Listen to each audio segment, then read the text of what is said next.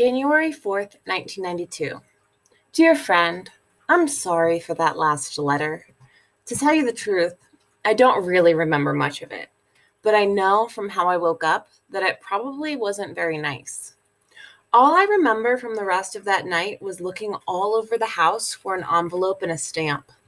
When I finally found them, I wrote your address and walked down the hill past the trees to the post office because I knew that if I didn't put it in a mailbox that I couldn't get it back from, I would never mail the letter. It's weird how important it seemed at the time. Once I got to the post office, I dropped the letter into the mailbox, and it felt final and calm.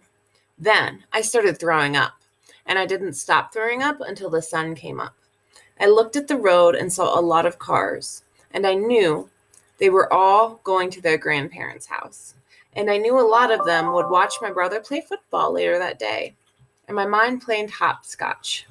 My brother, football, Brad, Dave and his girlfriend in my room, the coats, the cold, the winter, autumn leaves, don't tell anyone, you pervert, Sam and Craig, Sam, Christmas, typewriter, gift, Aunt Helen, and the trees kept moving. They just wouldn't stop moving, so I laid down and made a snow angel. The policeman found me pale, blue, and asleep. I didn't stop shivering from the cold until a long time after my mom and dad drove me home from the emergency room. Nobody got in trouble because these things used to happen to me when I was a kid when I was just seeing the doctors. I would just wander off and fall asleep somewhere. Everyone knew I went to a party, but nobody, not even my sister, thought it was because of that.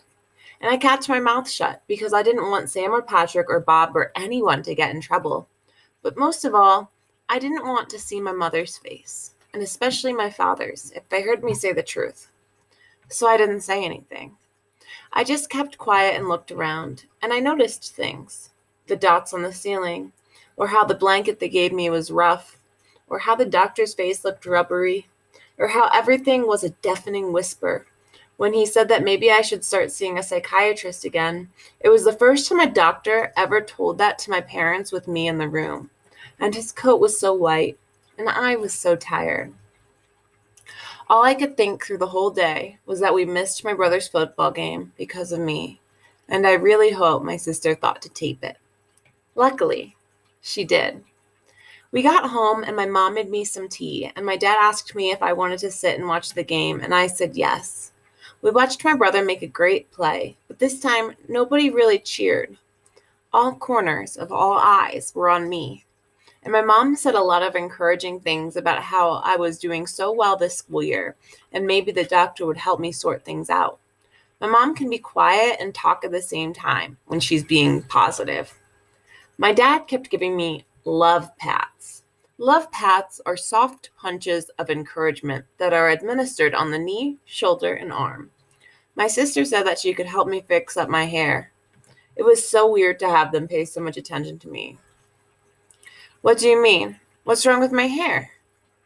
My sister just kind of looked around uncomfortable. I reached up my hands to my hair and I realized that a lot of it was gone. I honestly don't remember when I did it, but from the look of my hair, I must have grabbed a pair of scissors and just started cutting without strategy. Big chunks of it were missing all over the place. It was like a butcher's cut. I hadn't looked at myself in the mirror at the party for a long time because my face was different and frightened me, or else I would have noticed. My sister did help me trim it up a bit, and I was lucky because everybody in school, including Sam and Patrick, thought it looked cool. Chic was Patrick's word. Regardless, I decided to never take LSD again.